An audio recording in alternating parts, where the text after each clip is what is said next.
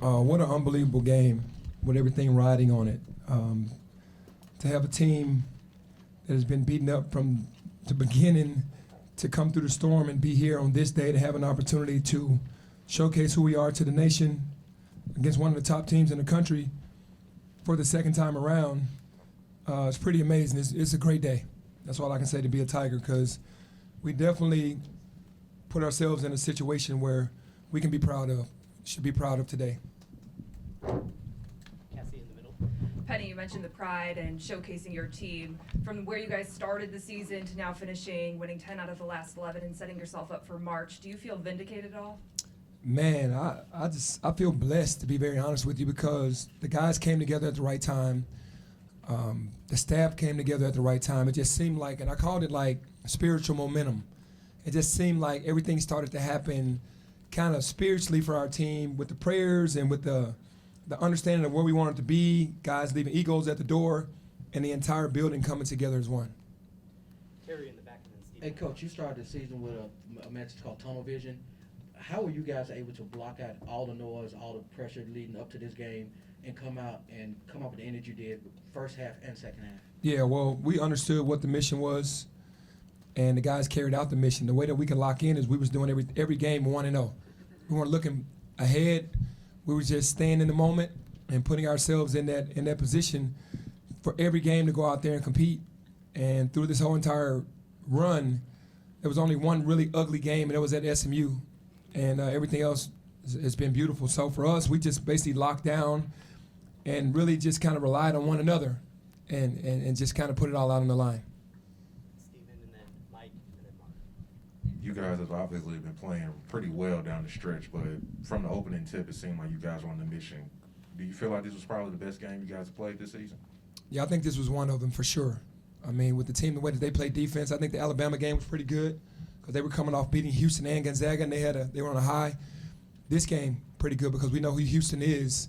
So this is up there, probably 1A as far as a win this year. Penny, I know you said last time we were here that you felt you had done enough to get in. After this game, is there any doubt that they can't keep you out now? I hope not. I mean, the BPI, when you're looking at the percentages of the teams that they think can win the national championship, they have Houston 2 under Gonzaga. So you beat a team that plays that hard and is that good 2 times in 2 weeks, I think we deserve to be in. Penny, what went into whose idea was it to take the mic after the game to sort of thank the crowd, and what was that moment like for you looking out at the sea of white? My trusty guy right here, Michael. He was the guy that came up to me and said, "Do you want to speak to the fans?" And I'm glad he caught me because I wasn't thinking about that. Maybe I would have thought about it later. Well, Michael was the one to tell me, "Hey, do you want to speak to the fans?" And absolutely, for sure. What was that like? I mean, just looking out and. I almost got emotional, and I don't even know why. I mean, honestly, I guess the whole entire season flashed in front of me, and then the fans were in there cheering, and just wanted to. Man, it was really a surreal moment because they came out because they knew how much we needed them, and they came out and supported us in Tiger fashion. And then one question about Tyler and Alo. You've played them a lot together during this winning streak. In years past, that hasn't, teams have been able sometimes to take advantage of that, but it seems like down in this run, they've played really well together. It's been a nice lineup for you. I'm curious, what do you think's changed for those two playing them together? I think their knowledge of what teams are going to try to do to both of them during the games has changed. They understand going into the game what could possibly happen. Our defenses have changed as well to protect Tyler or protect him. And they're committed to rebounding now. At first, they really weren't committed to rebounding. Now they're like, okay, we're going to play defense. We're going to take charges. Now we have to be committed to rebounding the ball. So that's what's changed with those two guys. And they have so much pride. They put it all out on the line today. Go ahead, Jason. Penny, you said the season kind of flashed in front of your eyes out there. I'm curious, what are some of the things that you saw? What are some of the high points that immediately come back to you? Man, immediately the 4-game losing streak at the beginning of the year with Iowa State, Georgia, Ole Miss, and Murray State flashed right in. And then the 3-game losing streak when the conference, at UCF, at home against SMU, and at ECU, those games flashed right in there, and it was just, man, how far we've come. We're a totally different team. I was listening to this motivational speech because I've started doing it before every game, just going on YouTube and listening to these motivational speeches, and I can't remember the guy's name, but he said people always want to put you back where you were when you were doing at your worst times. And they always give you a mirror so you can look at who you used to be. And in God's world, he wants you to view it as a window so you can pass right by it and not look at the mirror and look back. We're not who we used to be. So listening to that today kind of motivated me, like we aren't who we used to be. So when I got on the mic, it was just emotional a little bit because I know how hard we worked to get to this point.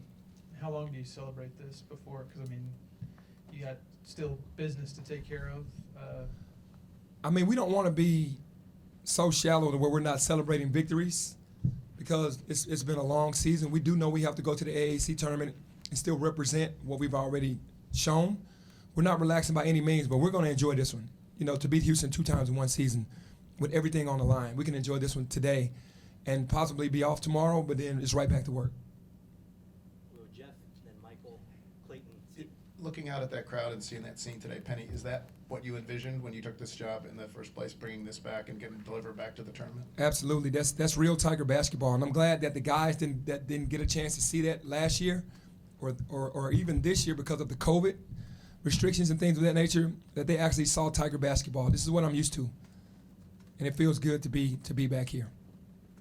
Go ahead, Michael. Penny, how much personally did you take it just when the team was struggling to get this right? I mean, knowing you're from here and that you played here, and just how much did this personally mean to you? Yeah, I definitely took it personally because it's on me. I'm the leader of the bunch, and no matter what, it's up to me to get it right.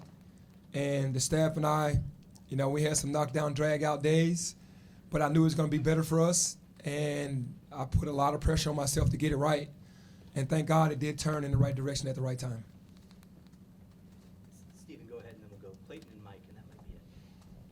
From an X's and O's standpoint, we know what Houston's defensive numbers are. I noticed you guys have been running cutters a lot.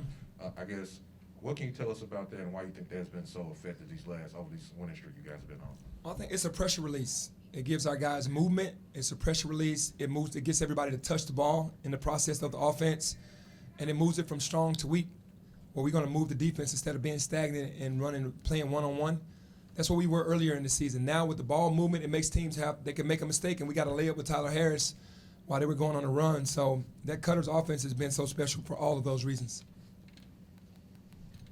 Penny, over here, just 2 for you. First of all, between this year and last year, I mean, you guys were a second half in terms of the season team where you went on that run to the NIT championship. Do you feel any parallels with that, with this year, kind of just that all the pieces are coming together right now, kind of, you know, late in the season? Second of all, just what you thought about Alo for honoring him on senior day, and then also after the game, he was popping his Memphis jersey, just to get that reception. I know he's been through some adversity here. Yeah, I think definitely the season's parallel because it seemed like we got hot end of January going into February, and, you know, going into March, we were playing our best basketball. It just seemed like at the beginning of the season, there's so much going on, so many distractions, and at a certain time, I'm able to kind of calm it down and get everyone on the same page. And that's what happened last year and what happened this year.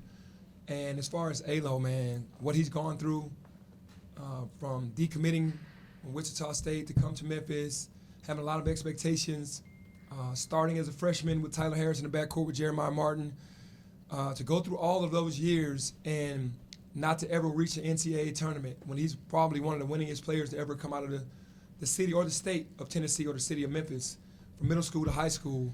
And for him not to go out a winner was kind of bothering him.